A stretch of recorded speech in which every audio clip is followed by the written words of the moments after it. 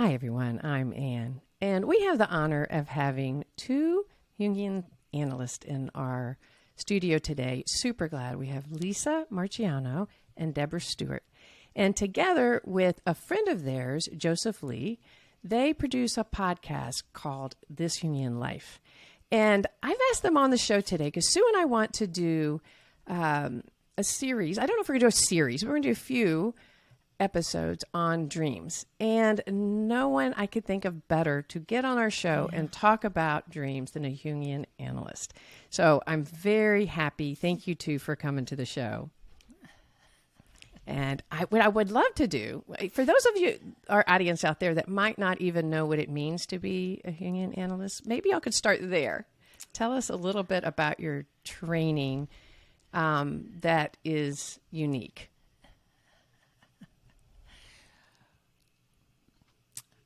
Well, it takes me back in time, a long, long time ago when I decided that I did want to be a Jungian analyst, and I had no idea what it was I was really signing up for.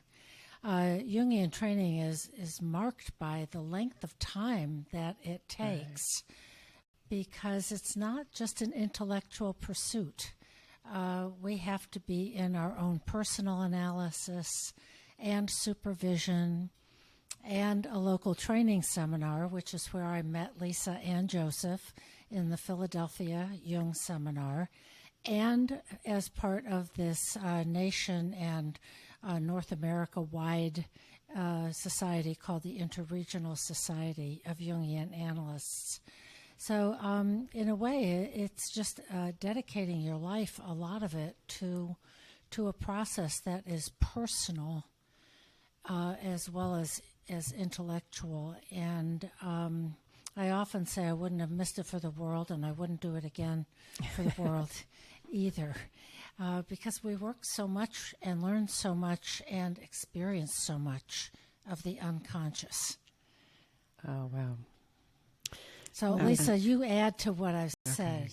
Sure. Well, Jung was a colleague of Freud's. Jung was born in 1875, so he was quite a bit younger than Freud, and they had this kind of legendary friendship, and Freud kind of anointed Jung as the crown prince who was going to take over the field of psychoanalysis after Freud passed on. But then Jung had some ideas of his own. So like Freud, he believed in the unconscious and that it was incredibly powerful in terms of shaping our motivations in ways that we're not always conscious of. But he saw the unconscious really differently from Freud. So Freud felt like the unconscious was the repository for things that had never really made it to consciousness or perhaps had been forgotten or repressed. And Jung said, yes, it's all of that. And it can also be the birthplace of startling new ideas. And the unconscious, the personal unconscious, connects us with the collective unconscious, this sort of stratum that undergirds all of us, that connects us through the realm of archetypal imagery. So Jung is famous for giving us words like introversion and archetype, concepts like shadow, collective unconscious, synchronicity. These might be terms that you've heard. He added a lot to, he kind of created his own way of understanding the psyche, and dreams were an incredibly important part of it. So dreams, Jung felt, were symbolic, and they show us what the unconscious thinks of how we're doing in the world. So in Jungian training, there is, like Deb said, a lot of personal work. There's a lot of time spent reading myths and fairy tales because these are eternal images that show us universal patterns, and there's a lot of time studying dreams. It reminds me of just being completely taken with Joseph Campbell's work in The Power of Myth, and really learning about the perspective of the collective unconscious, the power of the story that is there for all of us. And so tell me a little bit. I have heard one of you say, I'm not quite sure, it's that dreams can vividly help us remember and unpack that we are struggling with, that also can lead us in a path. And that's what I loved about what you just said, Lisa, about the distinction between Freud and Jung and looking forward. It's such a positive direction. It's our potential. It's not just our pathology, right? And dreams are a big window to that. How do you guys use dreams in your work with clients? Deborah, what are your thoughts? Well, I'm thinking about what Lisa just said and Jung's discovery that we have a personal unconscious and this collective unconscious that's common across cultures and all the way back in time. So we need to work with that, and our best and most ready access is through dreams, because everybody dreams. I think there are a few recorded, extremely rare exceptions, but everybody dreams several times a night. And the dream maker sees things very differently from the way our conscious waking ego sees things. And so it is important to include that perspective that we're not aware of during our waking life. Yeah, that's beautiful. What are your thoughts, Lisa? Well, I mean, I liked what you said about sort of, are we looking back and just kind of noticing where we came from, or are we facing forward? And Jung very much said that dreams can help us do both. Dreams sometimes point to the past and say, look, you know, here's the genesis of the problem. You can almost use dreams diagnostically in that sense. But Jung also believed very strongly that dreams help us look forward, that they can point toward surprising new developments, and sometimes they can act as a warning. He said someplace that dreams are not, he wouldn't consider these dreams prophetic. They're more like a good weather forecast or a medical diagnosis. The unconscious is looking at patterns. The unconscious is reading the environment. It's noticing what you're doing. And then it might say to you, you know, if you keep on doing that thing, you could have a problem. So a lot of times we might have warning dreams like that. But also, dreams point us to the telos of the psyche. And this is this Greek word that means end. But it was very important to Jung.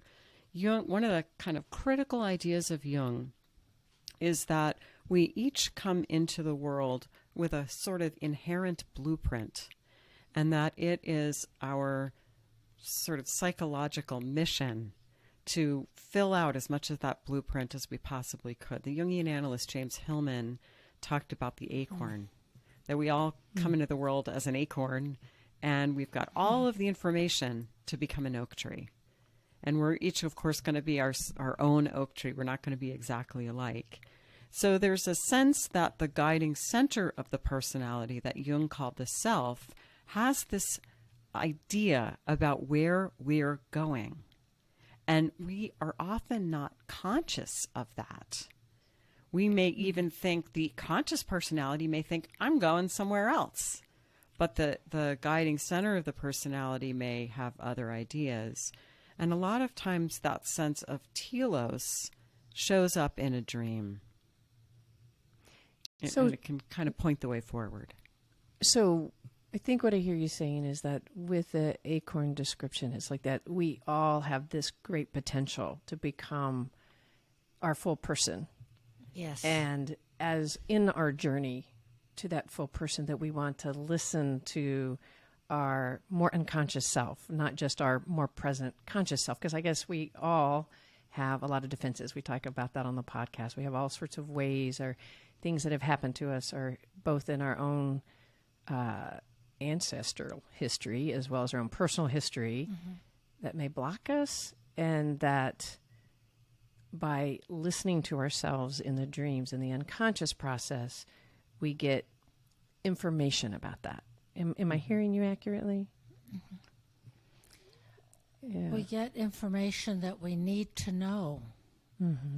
And sometimes it comes up in really sort of paradoxical ways, because the unconscious speaks in what Jung called a really archaic language.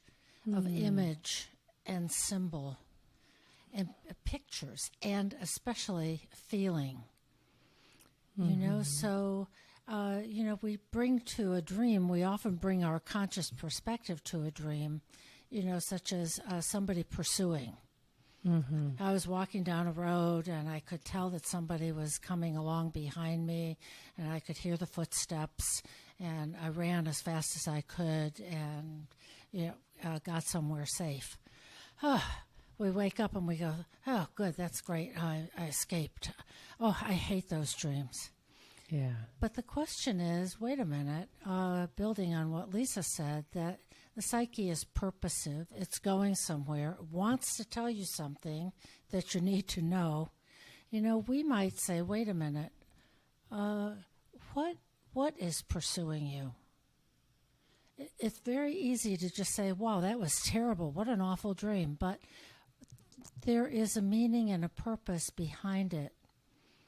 And people very often have dreams like this of being chased, or a stranger knocking on the door, or, being stopped while driving in a car.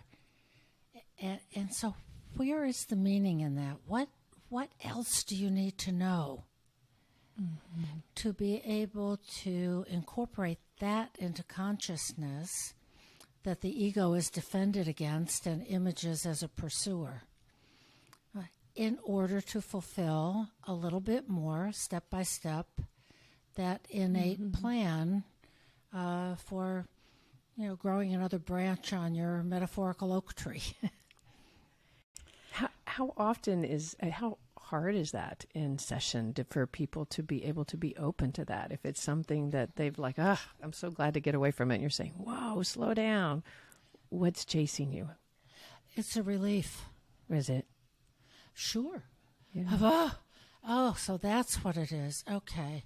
So, sometimes even if it's a sad or difficult feeling, it's a relief to have it known. Because it was there anyway. It's not as if it's just not there, and if you avoid it, you can live happily ever after. But these things that are in our unconscious and are often our shadows, those things we don't want to know and we don't want to feel, they take energy. So it's just a question of, do you want to keep it suppressed in the unconscious, or would you like to kind of know it and let it have a seat at the table? I really appreciate that both of you mentioned defenses, because, that's something that Jung didn't really talk about. Yeah. That was very much Freud's concept. But I think that is such an important way to think about the psyche. The longer I do this work, the more I find myself thinking in terms of, what are we all defending against? And most of the time, most of us spend a lot of time defending against unpleasant feelings, unpleasant emotions. And I think I'm going to use a dream example, Anne, that will lift up what you were just speaking with Deb about. And it's actually Joseph's dream, and I don't think he'll mind me sharing it, because he just told me the story again, so it's very fresh in my mind, and he's spoken about it a couple of times on the podcast. So he was a young man, and he had a business as an Alexander Technique teacher. And his psyche at that time he had his defenses, as do we all. And part of his defensive structure was that he was a kind of a very spiritual person. And I think that was true. And it also, by Joseph's admission, kind of served a defensive function for him at that time, that kind of being in that sort of spiritual mindset. And so here was the dream. He was in his 20s. He lived in this apartment. And in the dream, he's in his bed in his apartment. And someone walks up the stairs, and he wakes up, terrified in the dream, sees the man at the top of the stairs. In the dream, he reaches into his nightside table, pulls out a gun, and shoots him, and the man falls back down the stairs. And Joseph actually did not own a gun, but there was always a gun in his dream nightside table. And this dream happened again and again and again. Joseph told me it eventually was happening every night. So he actually had a friend who was a Jungian analyst, and he told her about the dream, and she said, "Why don't you do an active imagination?" So he kind of intuitively dropped back into the dream in his imagination. And this time, when the man came up the stairs, instead of shooting him, Joseph said, "What are you here to teach me?" Wow. And the man said, "I'm so glad you asked me that. Let's go for a walk." So in his imagination, Joseph went for a walk with this man who had been coming up the stairs every night in his dream.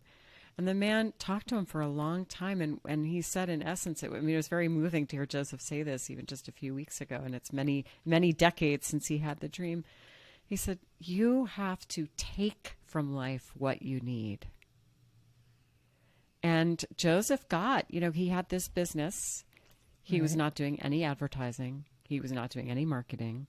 He wasn't really keeping his books. He was barely making enough money to pay the bills. After he had his imaginary walk with his dream figure, he started a mailing list. He started sending out mailings before he came into town for different events. And in a year, he had doubled his small income. Wow.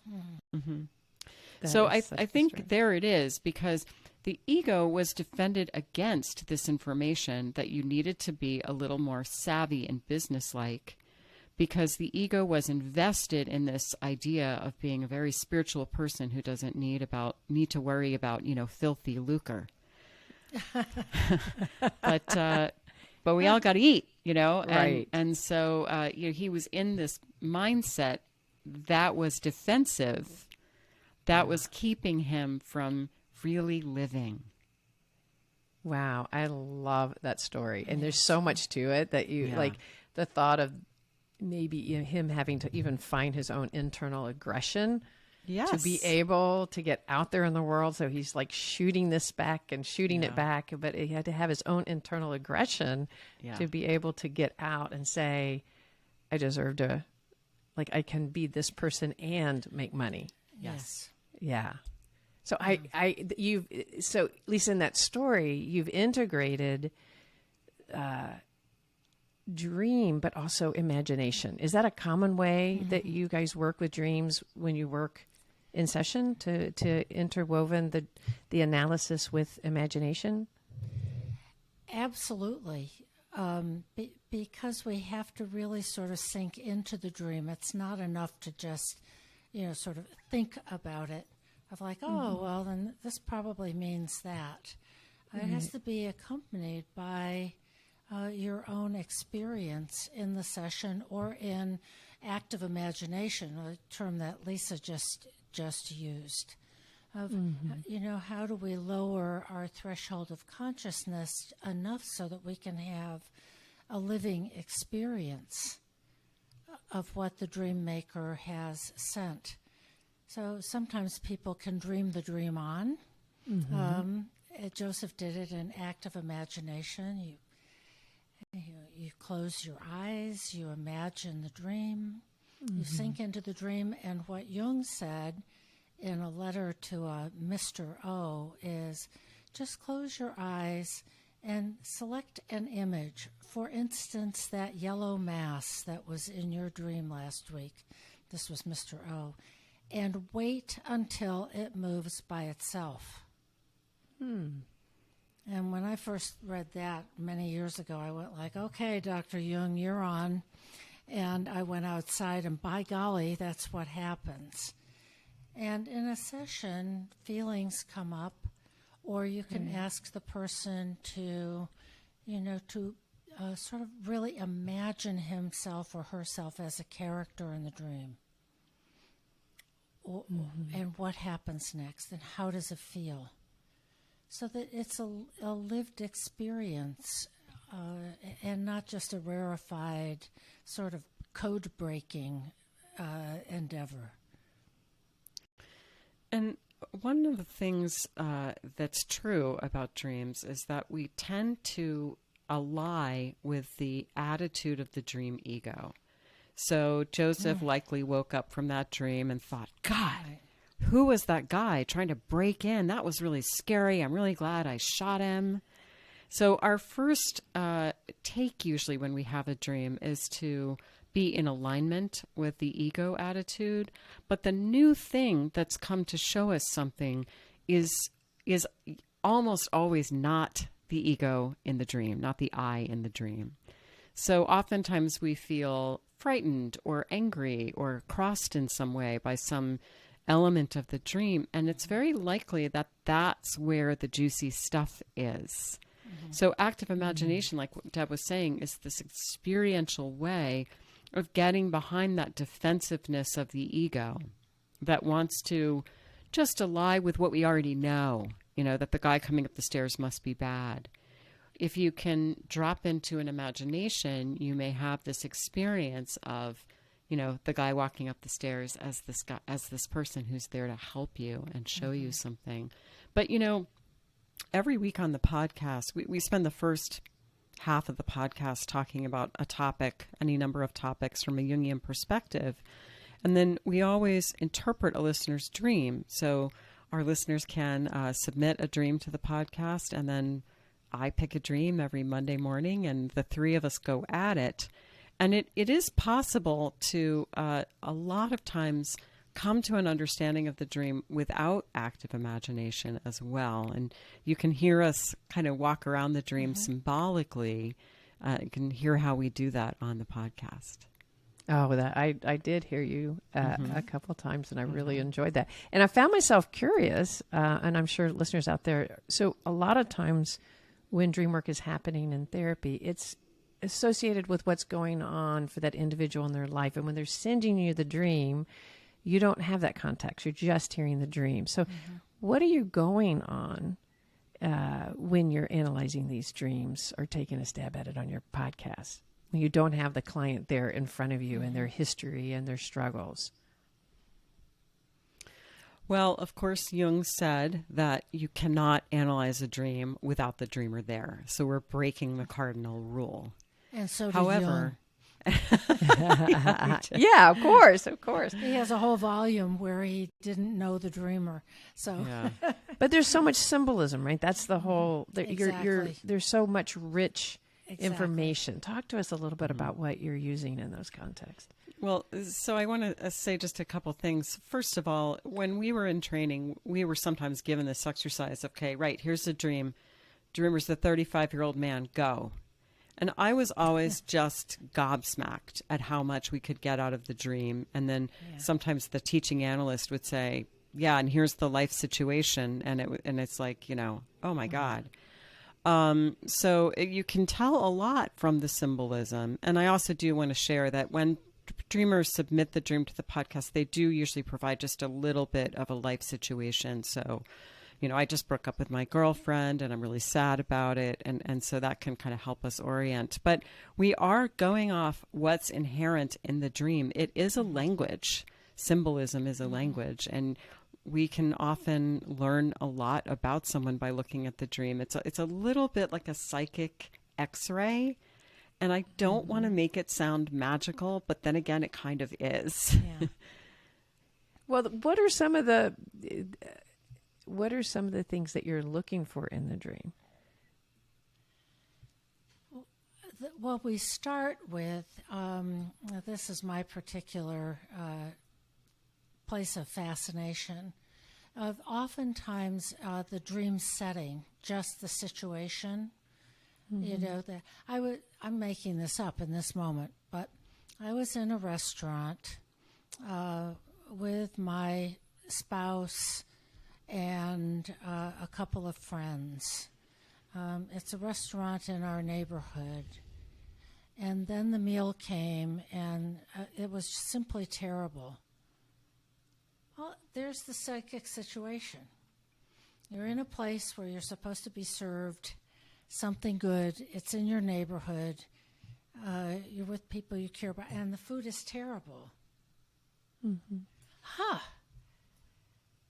Now, is that happening somewhere in your life where it would seem that the situation is pleasant and rewarding and transactional because you're going to pay for a meal.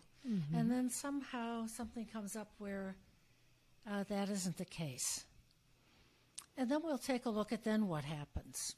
That the dreamer sends, the dream ego sends the food back, or everybody eats it, or they have a protest and say they're not going to pay for the meal, or they go somewhere else. So what happens next and how does it move? And is that familiar, in alignment, or not? But there's a little story there. That makes sense. And then finally what happens at the end, or sometimes nothing happens. So the story is not complete. But I think basically we're working with three things. One is affect or feeling. The other is image. And the third is the narrative. And we are wired for all three of those things. We are wired for feeling, image, and story. Right. And that's the ancient language. And then we can add explanation. So the example of the restaurant. What is a restaurant?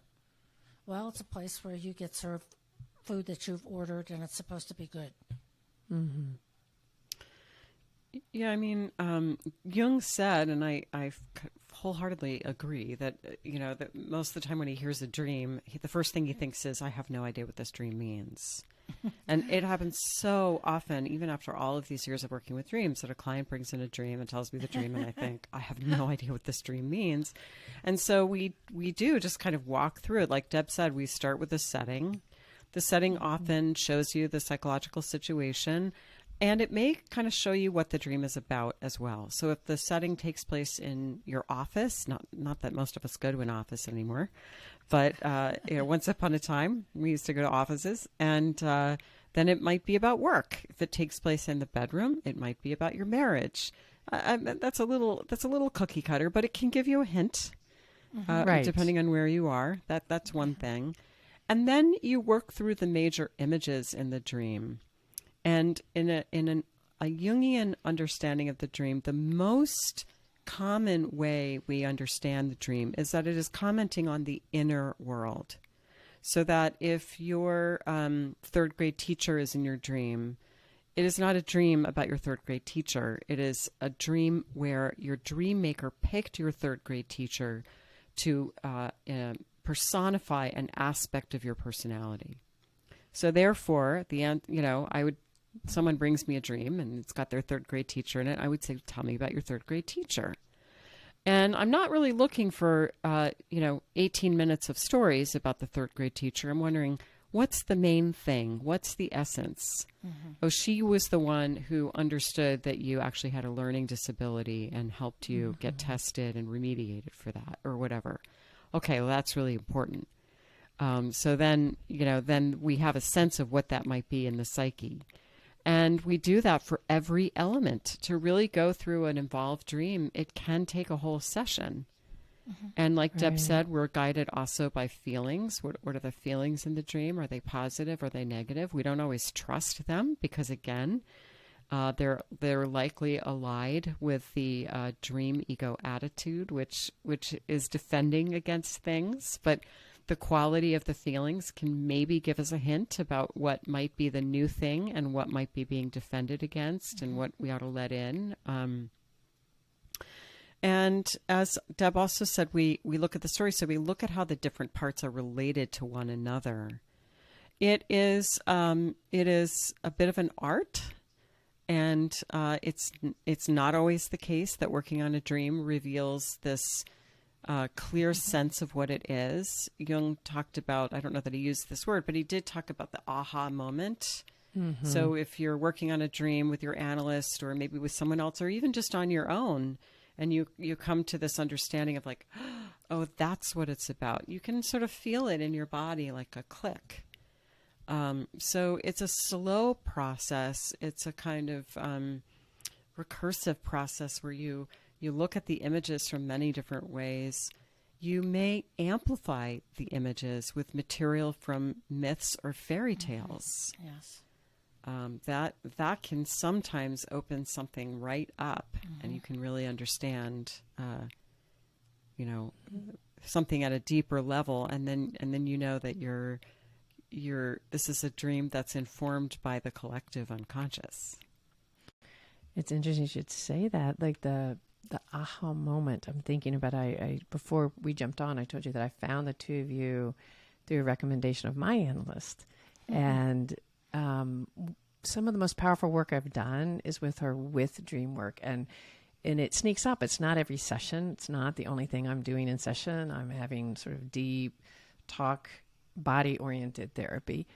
But these dreams will come into the work, and it is exactly how you described it, Lisa. It's just this, like, as we're going through the setting and the essence and you reminded me of it. You said, what is the association with your third grade teacher? You may not have thought about your third grade teacher since third grade. So why is all of a sudden your third grade teacher appearing in your dream? And to slow down and give it some room, and like, what's your association? Just in my experience of even going through the process of having that association, all of a sudden, as I'm talking, I can feel myself having the aha. It's not even the analysis that's coming down the road, right? It's like, oh my God, as I'm saying it, maybe I'm stuck at work or something, and this process of somebody discovering something or believing something or seeing something in me comes out. If that example, I don't know, but it really is an aha, isn't it? Yeah. Yeah, Jung said something, I'm paraphrasing him, but he said this several times. Dreams always tell us something we didn't know. Yeah. And think about that. Dreams always tell us something we didn't know. So if you wake up and you're like, oh, I had a dream about my terrible boss. Yeah, my boss is terrible. Well, you probably haven't understood the dream. The dream is trying to tell you. The dream is most likely using your boss to tell you something about yourself, or perhaps the dream is using that image to highlight something about that relationship that you maybe weren't aware of before. But it's not the attitude you went to sleep with, because the dream always brings something new. Wow, that's really a powerful way to express that. That it's because it's holding us in suspension, that we're just always, I think there's some belief that you're just always working through something in your dream as if it's a conflict that needs to be worked out. But the way that y'all are describing it is, I can really get a deeper feeling that this is a path, like to open up to the path, not make the assumption about what the conflict is, that there's a bigger path that's being talked about. Yes, I think that's true. That we may not know what the conflict is. We may not know what the problem is. Right. Dreams, one way to think about dreams is that they are problem-solving vehicles. And the problem is always the ego attitude. And you probably didn't know that your ego attitude was a problem. Yeah. Can you, for those out there that might not understand the concept of ego, what would an ego attitude be? Well, we work pretty hard, starting very early on, to develop an ego, a sense of I. Right. Starting with the famous so-called terrible twos.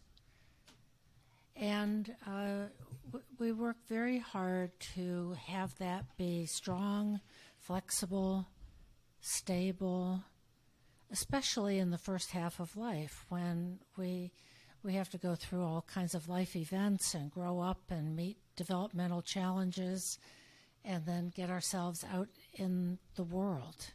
Mm-hmm. So it's our conscious attitude.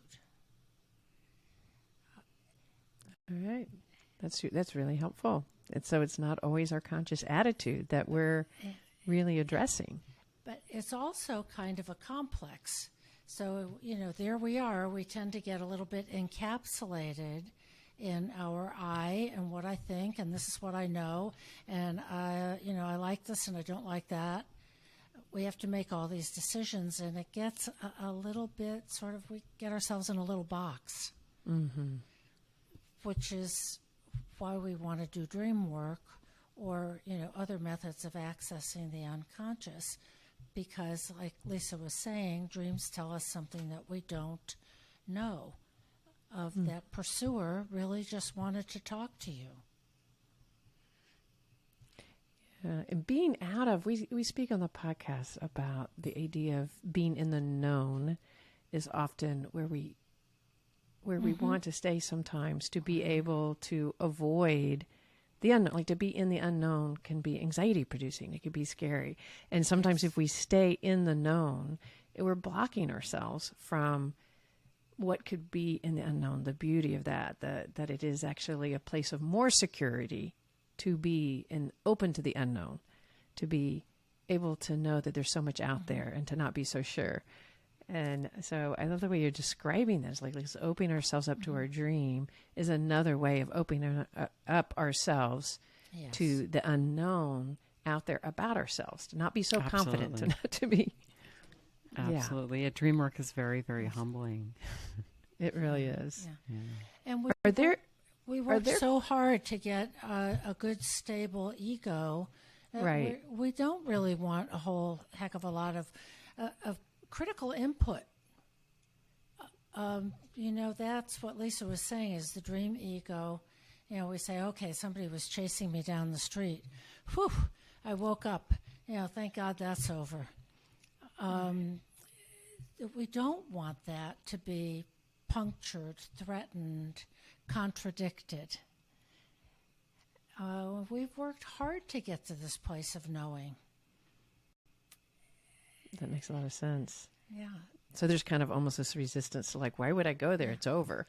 And you're inviting people in this process to say there's so much rich there, and that to really grow into the full tree, to go back to the metaphor that we used at the beginning, like opening up to this part of this process, to this path is just there, and it's for our ability to go in. And I noticed that, I know sometimes, at least for me personally, I go through periods of time where I don't remember my dreams at all, right? And I know I've met people who said, no, I don't dream. Like, I don't have any dreams. And I've gone through periods where I can't remember my dreams. And then I go through a period where I'm thinking about them, and I start to decide I really want to open up to that part of myself. And it's miraculous how all of a sudden I start remembering my dreams. Is that common? Well, there's a sort of a famous saying about turning a friendly face to the unconscious. So when we're open to it, the dream maker tends to rise up. The dream maker wants to be listened to and wants to be paid attention to. But we defend against dreams. The other way that people defend against a dream all the time is, I had a dream, and then, I just got up and I thought I'd make coffee, and then I'd sit down, it was gone. Or we wake up with a dream and we say, well, I'll remember, but I'll get to it a little later, and it's gone. That happens so easily. We want to be in touch with our dreams, and we don't want to be in touch with our dreams. It's kind of like going into analysis. I really want to learn more about myself, sort of. But only the good stuff. Yeah, just skip the shadow stuff. Just give me the good stuff. Right. Yeah, but I do think that, you buy a dream journal, you put it on your bedside table, and, lo and behold, you're more likely to remember your dreams. Another thing that we offer in addition to the podcast is we have an online course where we help you learn to work with your dreams. It's called Dream School. And that is job one, is helping people remember their dreams. And then we kind of walk you through, now that you remember them, what are you going to do with them? So, recalling dreams, that's something we get a lot of questions about. So we will, for listeners out there, we will put their website in the show notes. So if you're interested in the Dream School and listening to the podcast, you'll be able to track it there. And I'd like to spend a little time for those. There's a lot of people are not going to be able to have somebody to sit with in an office that's going to unfold these dreams for them. And so I really appreciate you having access. This is what I love about podcasting, right? Because we get beyond the therapeutic moment. I know we've been talking a lot about how to do this in session, but knowing that there's lots of resources out there for you to learn to start opening up if you may be already doing it and you want to deepen it, or maybe dream work is something you've been curious about, and that there is a lot you can do to unfold it for yourself, and Yes, that you there can is. open up to be curious. And I love that y'all have this resource out there that somebody, you know, in any part of the country can hopefully access or tune into on some level. Absolutely. Anybody can develop a relationship with dreams. Sometimes people do a lot of journaling. They write the dream down, and then they may journal about the dream of the tree that was in the dream, or the dream setting, or some of the characters in the dream. That can fill pages as you sort of sink into it a little bit. And there's a sense, I think, often about how dreams are some sort of, you know, arcane, esoteric, sort of mystery thing. And yes, there's an art, and yes, there's a lot to learn, and yes, your dreams are there for you. And people form dream groups in dream school. People form dream groups and share their dreams and find it incredibly helpful. So this is not something where there's some kind of long, secret, dark passageway. You know, Exactly. I love that. Yeah. they're your dreams, and it's your psyche, and it's not meant to be, you know, opaque. So learning to open up to it is by Yes. tracking it, by rating it, by logging, and just learning to open up to it. As y'all mentioned before, the setting, what is the essence, knowing individual people that come up in your dreams, kind of exploring what does that person mean. These are things that we can really kind of practice on our own. Are there any other recommendations that y'all would have for somebody out there going, I really want to make more of my dreams, that you would have for them? Well, I do want to add that Jung said that one of the purposes of analysis was to make the analysand kind of fluent in understanding his or her dreams. So he really thought that that was one of the goals, that we should all be able to know how to work with our dreams. And I also know it is harder to work with my dreams than to work with anyone else's. Yes. Isn't that the truth? So Yeah. working with your own dreams is hard, but it can yield really rich dividends. So, you know, we have Dream School. We are actually, the three of us are actually writing a book that will be published by Sounds True in 2024. And I'm super excited about this book. Deb and I were just talking about it earlier today, because I think it's really going to break it down and make it very bite-sized, very easy for people to learn how to work with their dreams. That's what we really want to do. Oh, Because that's exciting. it is a gift to be able to have this relationship with the unconscious. Could you share for our listeners out there maybe some common themes that, you know, there's the dream of falling. There's the dream, like, is there any, I know for me when I was waiting tables, even years and years and years after waiting tables, I would have the dreams of being in the weeds, and I couldn't get to that table, and I could see it, but I just couldn't get it, and I kept trying. And I know there's common themes like that. Would y'all speak about a few common themes of maybe being chased, what they mean, flying, those kind of things? Sure, I'll take a first whack at it. One of Okay. the dreams that I hear most often is very similar, actually, to Joseph's dream. That you're at home, and you hear someone rattling at the door, or you see someone peering in through the window, or you realize that you're trying to lock the door and you can't get the door locked, or someone's on the other side of the door and you know they're going to get in, or they've come in. And Yes. I think that this dream is often an image of some unconscious content that wants to get your attention, that you are defended against, therefore it is frightening. But as we saw with Joseph's dream, it doesn't necessarily need to be frightening. It's not actually, it's almost always not actually threatening. And so the thing is to get curious about it and say, oh, I wonder what wants to come in. I wonder what it wants to teach me. And I'm partly going back to your question about some resources, and one of the resources that is wonderful, and it is such a good deal for the prices. Something called the Book of Symbols, and it's almost 400 pages worth of all the weather, animals, you name it, kinds of symbols that are alive in the collective unconscious. It's published by Taschen, Taschen, and it has the image of a hand on the cover, so you can get it online. And those are themes that run through the course of human history that come up all the time in dreams.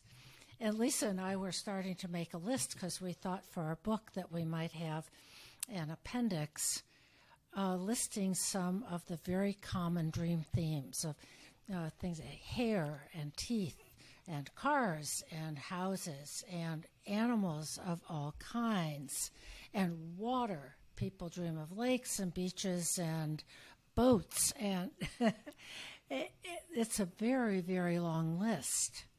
Wow. Okay, that's a great resource. Mm-hmm. And then the question is, and then what happens? Was the water dark? Was it, the color of the Caribbean Sea? Was it a wonderful, refreshing experience? Or was it something else that was unwelcome? Mm-hmm. So what does it do in your dream? But and this goes back to what Lisa was saying, too, about the collective unconscious. Everybody dreams about these things. They're pretty universal symbols. And I think about the car as the mechanical successor to the horse. We even talk about horsepower. But there are so many symbols that the dream maker can grab hold of to image something and infuse it with feeling. So finding the idea of the image, and there's all these resources out there to be able to make contact with what these have maybe collectively, symbolically represent in our bigger psyche. And then what is the process? How are those symbols being used? What is the action? What's the symbol? What's the meaning in your own personal life with that symbol? Yeah. And one of the surprising ones, and we did a podcast on it, is the alligator or crocodile. Here we are, most of us don't live in any kind of close proximity to these creatures. So people from, Wisconsin and Canada dream about alligators. That's so interesting when they've had no access to it. And yes, they still dream. And no, that's so powerful. Yeah. Really, really powerful. So a few of them, what does falling represent? I know that obviously it means something different depending on what's going on for that individual. Yeah, it would depend, very much, I think, on what's going on. But it can represent a situation where maybe the ego has become a little too full of itself, and it needs to be knocked down a peg. It might be something like that. Or it could be sometimes if you're kind of falling to your death or you're experiencing your death in a dream. That's obviously a very frightening dream, but it can often indicate that some aspect of you needs to die, maybe an attitude, a way of looking at the world, some version of yourself that you've been holding on to. Oh, wow. And this is where amplification can come in handy of what does falling mean archetypally in mythology. Well, Adam and Eve getting booted out of the Garden of Eden is known as the fall. Yes. Icarus, who flew too high and fell to his death, that's another example of falling. So we don't have to rely only on personal experience. This goes to some of what we do on the podcast, because falling has a mythological base that's been featured in many a fairy tale and myth. So that's a powerful step for a lot of people, isn't it? We've spoken quite a bit about the collective unconscious, and And that's a powerful step, this idea that we have a larger sense of collectiveness rather than our own personal journey, just our own plight. Can you speak to that a little bit? Well, I think the powerful thing about that is it really very viscerally shows how universal our problems are. And that is tremendously comforting and even healing. So the truth is that when we're human, and it doesn't matter what our skin color is, it doesn't matter what part of the world we live in, it doesn't matter if we're a human living in 2023 or a human living in 2,000 years ago. The human experience is universal, and that we have more in common than there are differences.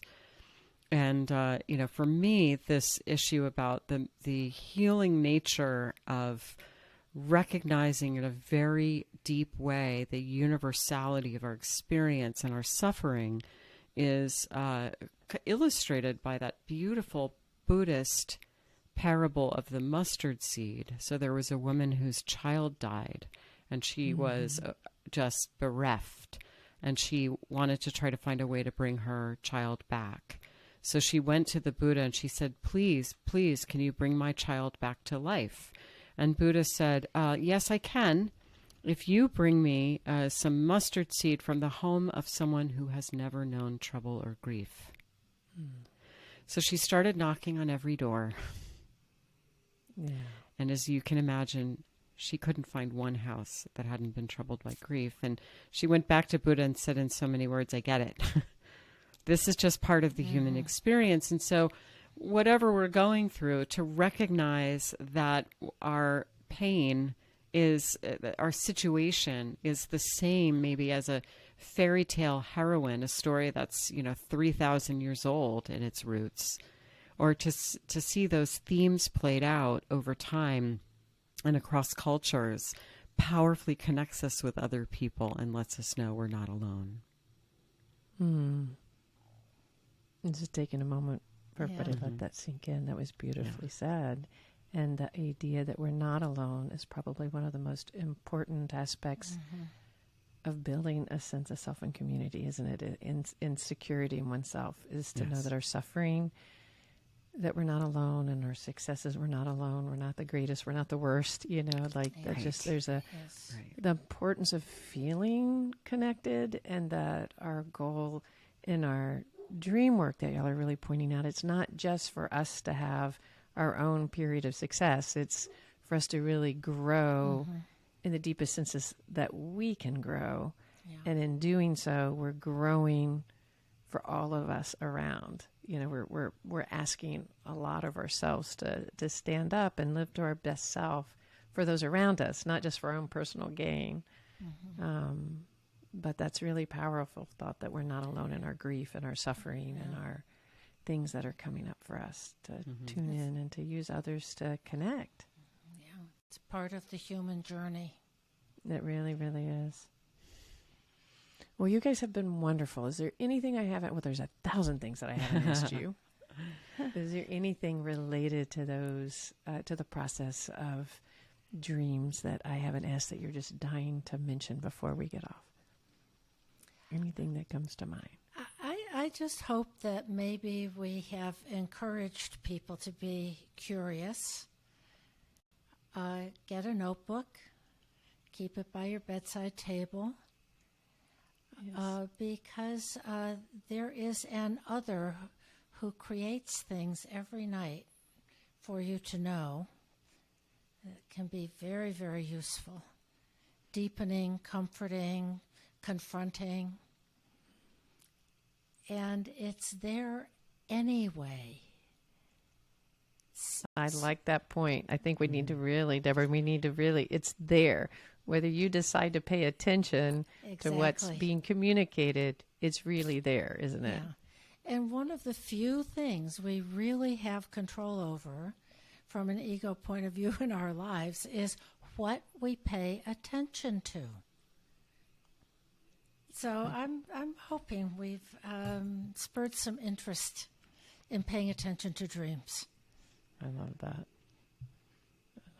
Anything for you, Lisa? No, I think Deborah said it best. She said it beautifully. Okay. All right. Thank you guys so much for joining us. I think you really have spurred interest. And for those of you out there that have your interest peaked a little bit, check out the show notes and go to find their podcast, This Jungian Life, and look for, and the book that's coming out. I'm very, very excited about the book because for anyone out there, they can really gain and like, I can do this. I can start remembering my dreams and see what comes in the future for me. So that's very exciting. Yeah, we're having fun writing. All right. So have you? Okay. That's so. And you said it comes out in 2024. 2024. Okay, very exciting. All right. Well, thank you guys for joining us. If what you heard today means something to you, you feel like you've grown, pass it on so other people can be motivated by their dreams as well. And if you take a moment to rate and review us, that always helps other people find us. So thanks so much, and we'll see you around the bend. Okay.